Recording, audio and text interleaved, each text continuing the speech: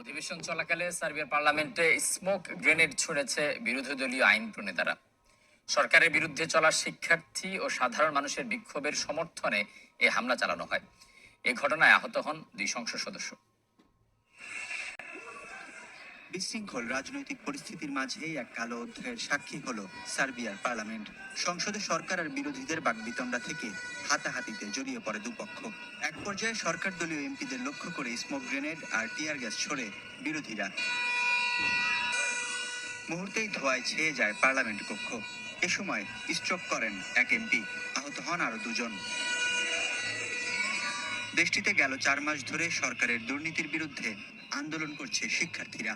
এতে যোগ দিয়েছেন কৃষক, মজুর সহ সাধারণ মানুষ, যাদের পক্ষ নিয়ে সরকারি দলের ওপর পার্লামেন্টে নজিরবিহীন এ হামলা চালান বিরোধীরা।